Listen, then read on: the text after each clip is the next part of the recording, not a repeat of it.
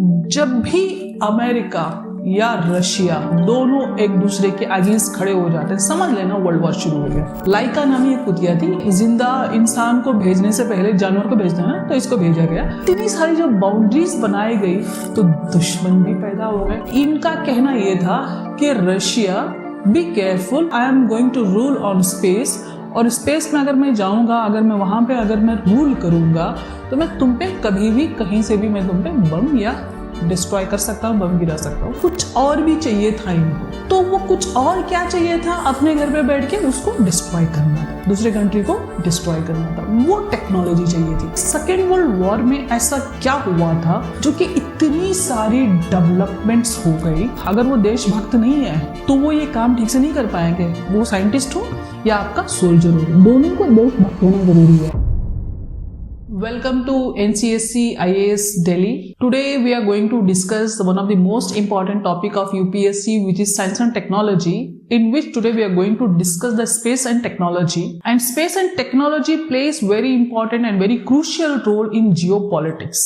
To understand what is geopolitics, we need to go back in our historical background, which is called 1900 का जो duration था। पहले तो first world war हुआ, फिर 1945 के करीब सेकेंड वर्ल्ड वॉर खत्म हुआ, देन एक ड्यूरेशन स्टार्ट हुआ which is called cold war. Cold war का जो सिचुएशन थी, वो सिचुएशन स्पेशली जो सेकेंड वर्ल्ड वॉर और फर्स्ट वर्ल्ड वॉर के बीच से जो शुरू हो गई, जो situation up to cold war, या you can say up to till now, or you can say even in further in future, ये जो सिचुएशन है, ये सिचुएशन वो सिचुएशन है जिसने सारी जो डेवलपमेंट्स है, जो टेक्नोलॉजिकल, जो जितनी सारी जो टेक्नोलॉजी आई है, जितनी सारी जो डेवलपमेंट्स हुई हैं, whether it is a pharma, whether it is a chemical industries, whether it is a textile industries, any technology, any your communication industries, any whatever you see in front of your eyes, जो भी आपकी नजरों में नजर आता है, नजरों से, हर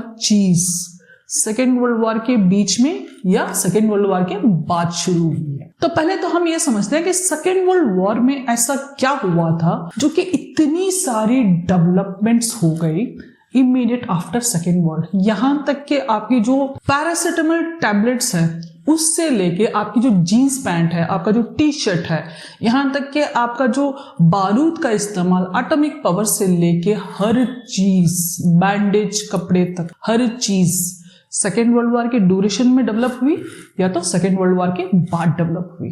तो आफ्टर 19 इट इज जस्ट 1900 से सारी चीजें शुरुआत, और यू कैन से 1900 अप टू एक 100-150 साल के बीच में जितने सारे डेवलपमेंट्स हुए, 100-150 साल के बीच में सारे डेवलपमेंट्स हुए। अब इसमें space and technology how it plays very important. Number 1, second world war के बाद में बहुत सारी बाउंड्रीज बनाई गई, पूरे world wide boundaries, different countries, USSR has been divided in multiple countries, तो बहुत सारी बाउंड्रीज ड्रॉ हुई। जैसे कि India was a colony of British, बहुत सारी बाउंड्रीज यहाँ पे भी ड्रॉ हुई, पाकिस्तान बना, बांग्लादेश बना, बर्मा बना, नेपाल बना, इंडिया बना, श्रीलंका बना, सारी एक ही कॉलोनी थी ब्रिटिशर्स की। तो इतनी सारी जब बाउंड्रीज बनाई गई तो दुश्मन भी पैदा हो गए। इसमें जब मेजर जो दुश्मन थे, हु प्लेस वर्ल्ड वॉर, जो वर्ल्ड वॉर जो गेम खेल रहे थे, और उसमें जो दो इंपॉर्टेंट लीडर्स थे, those are USA and USSR, which is America and Russia. America और सोवियत यूनियन एक जो दो ऐसे प्लेयर थे with the most powerful, wide area, huge resources, one of the best equipped defence system, everything, the technological development, everything they had. Mostly they are most powerful.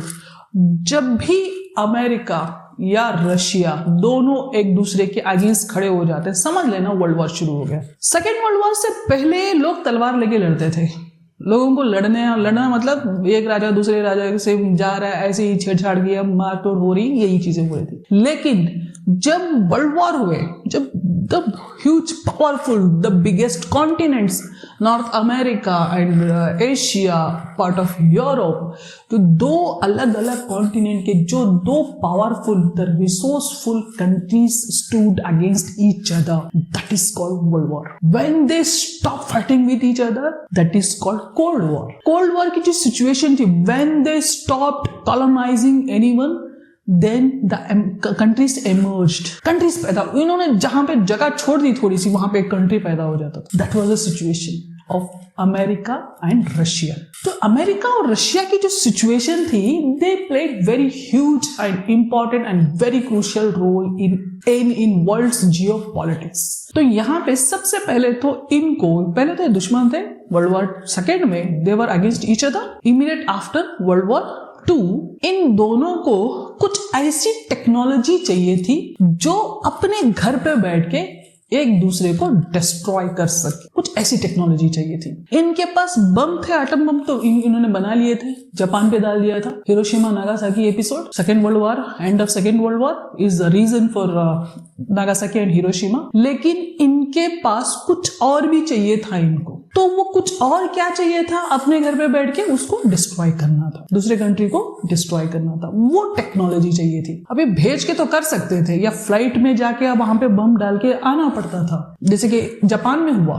Flight में ले जाके बम गिरा के वापस आना पड़ता था, या तो वहीं पे सुसाइड बम्बर की तरह वहीं पे डिस्ट्रॉय होना पड़ता था. उसको एलिमिनेट करके अनमैन्ड, रोबोटिक या अनमैन्ड एक ऐसी व्हीकल बनाए जो यहाँ पे बटन दबाए और वो व्हीकल अपने आप उड़ के जाए, वहां पे बम गिराए, खुद डिस्ट्रॉय हो जाए या वापस निकल के आ जाए. ऐसी कुछ टेक्नोलॉजी चाहिए थी इनको, जो कि अपने कंट्री में सेफ रहे, लेकिन दूसरे कॉन्टिनेंट में सी द डिफरेंस. यहाँ पे पूरा अटलांटिक ओशन आ जाता है ऐसे अगर देखें, या ऐसे अगर देखें उल्टे साइड में आपका जो पूरा पैसिफिक ओशन है वो आ जाता है, और पूरा एक दूसरे कॉन्टिनेंट में जाके बम गिराना था. ये टेक्नोलॉजी चाहिए थी. तो इस टेक्नोलॉजी के पीछे इन्होंने डेवलप करना शुरू कर दिया स्पेस टेक्नोलॉजी. अब इस टेक्नोलॉजी के लिए ऐसे तो नहीं जा सकते ना, ऊपर जाके ऐसे जाएंगे ना, तो they thought of space technology.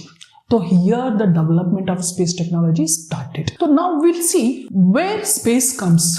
पहले तो हम देखते हैं कि जो ट्रोपोस्फियर है, ये है आपका अर्थ क्रस्ट, और इसी में आपका जो ओशन है, अर्थ है, वो सारी चीजें यहीं पे आ जाती है. आपकी अर्थ जमीन है, और इसके ऊपर का जो लेयर है विच इज कॉल्ड ट्रोपोस्फियर. ट्रोपोस्फियर में आपने देखा होगा यहीं पे आपके बादल होते हैं, यहीं पे आपका हॉट बलून भी घूमता है, यहीं पे आपकी एयरक्राफ्ट भी, या कि आपके हवाई जहाज या आपकी एरोप्लेन भी यहीं पे घूमती है. इसमें जो ट्रोपोस्फियर है, यहीं पे आपका ड्यू पॉइंट भी होता है, जहां पे आपकी बारिश बनती है या आपका स्नोफॉल होता है. बहुत सारी चीजें यहीं पे, जितने सारे जो डिस्टर्बेंस, आपका जितना सारा पॉल्यूशन है, सारी चीजें यहीं पे होती हैं. जितने सारी आप गंद फैलाते हो, जो भी आप करते हो, वो सारी चीजें यहीं पे होती हैं, विच इज कॉल्ड ट्रोपोस्फियर. आपने देखा होगा आपकी जो एरोप्लेन है वो कई बार बादलों के ऊपर से जाते हैं. Most of the time it will be nimbus और पोलर निम्बस के ऊपर से जा रही होती है, which will be settled. Specially जो कोलर निम्बस है वो बहुत ज्यादा सेटल रहते हैं. यहाँ ये this is called your troposphere. और इसके ट्रोपोस्फियर के इमीडिएट ऊपर ही आपका ओजोन लेयर आ जाता है. ये आपका ओजोन लेयर है. Ozone it is a layer which will be more thicker in polar side. जो नॉर्थ और साउथ पोल है, पोलर साइड में क्योंकि बहुत ज्यादा पोल्यूशन नहीं होता वहां पे थिकर होता है, तो पोलर साइड पे. और इसके ऊपर आता है स्ट्रेटोस्फियर, जिसमें आपके क्राफ्ट्स जाते हैं. और इसके ऊपर आता है मेसोस्फीयर. आपने देखा होगा बहुत सारे जो न्यूट्राइट्स हैं, बहुत सारे जो स्पेस ऑब्जेक्टिव्स हैं, वो जैसे आपके अर्थ में एंटर होते हैं तो एकदम एक स्पार्क्स जैसा आता है ना. आपने बहुत सारी मूवीज में भी देखा होगा कि कोई भी आसमान में स्पार्क होता है तो लोग मन्नतें मांगने लगते हैं कि टूटता हुआ तारा देख लिया. ऐसा कुछ नहीं है. एक डबरी है, एक कचरा है, या मीटियर्स हैं, वो आके आपके स्ट्रेटोस्फीयर से टकराते हैं. तो यहाँ इसके जो टेम्परेचर से उनका जो स्पीड है टकराती है, तो एक लाइट स्पार्क होती है, जिसमें most of the time it will be destroyed and it will be destroyed in very small particles, और वो डिवाइड होकर फैल जाती हैं, जिसकी वजह से अर्थ पे बहुत ज्यादा इफेक्ट नहीं पड़ता. और you can say it is a protection layer for our motherland, mother earth. तो यहाँ पे इसके ऊपर आपका मेसोस्फीयर आ जाता है, इट इज। और इसके जो थर्मोस्फीयर है, थर्मोस्फीयर में आपके जो इंटरनेशनल स्पेस स्टेशन है वो यहाँ पे रहता है। It will be approximately 400 kilometres. इसके ऊपर आपके जो एक्सोस्फीयर है या आपके एक्सोबेस है वो बनाए गए हैं, वो है, सॉरी बनाए गए नहीं, एक्सोस्फीयर एक्सोबेस है वो है। तो यहाँ पे आपके जो स्पेस क्राफ्ट्स हैं, ये जो स्पेस रॉकेट्स हैं वो इधर जाती हैं। और इसके ऊपर जो है ये जो पूरे जो एटमॉस्फेयर के जो लेयर्स हैं, इसके ऊपर जो है वो आपका स्पेस है।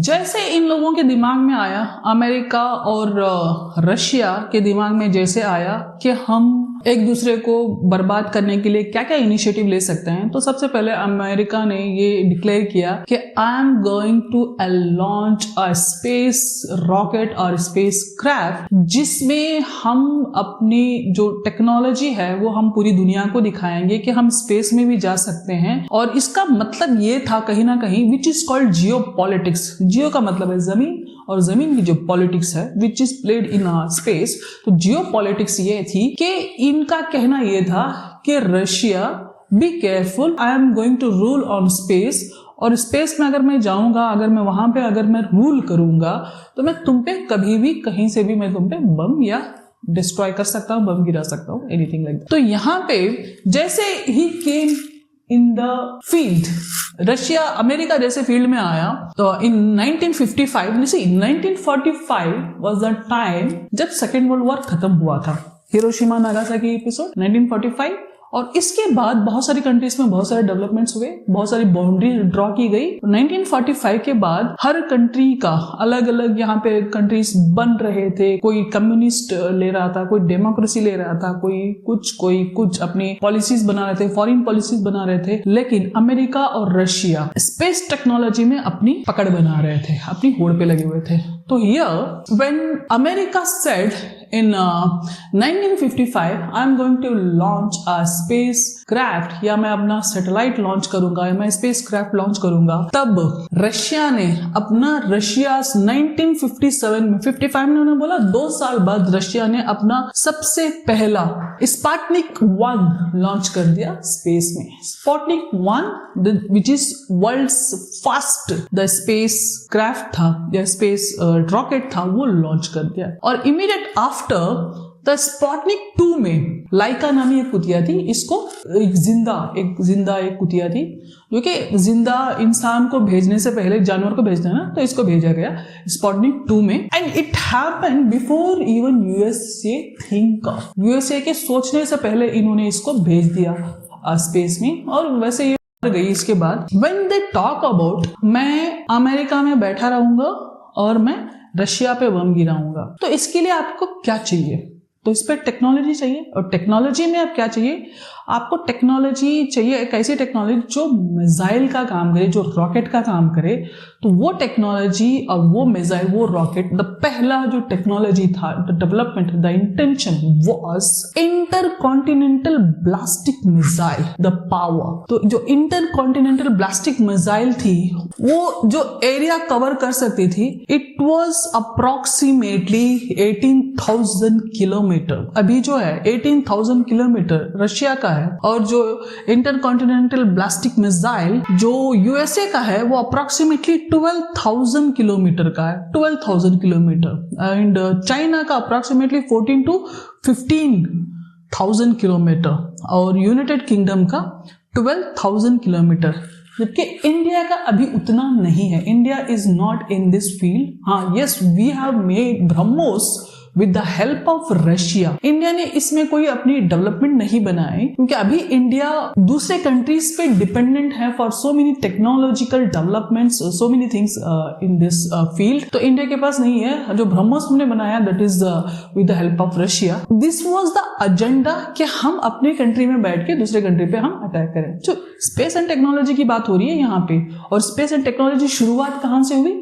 डिस्ट्रक्शन से। सेकेंड वर्ल्ड वॉर के डिस्ट्रक्शन से शुरू हुई स्पेस एंड टेक्नोलॉजी। ये एक दूसरे को बर्बाद करने की वजह से शुरू हुआ और ये आगे चल के ये टेक्नोलॉजी में कैसे बदल गई, ये नेविगेशन में कैसे बदल गई, ये स्पेस में कैसे बदल गई, वी विल अंडरस्टैंड। तो how it plays very important role in geopolitics.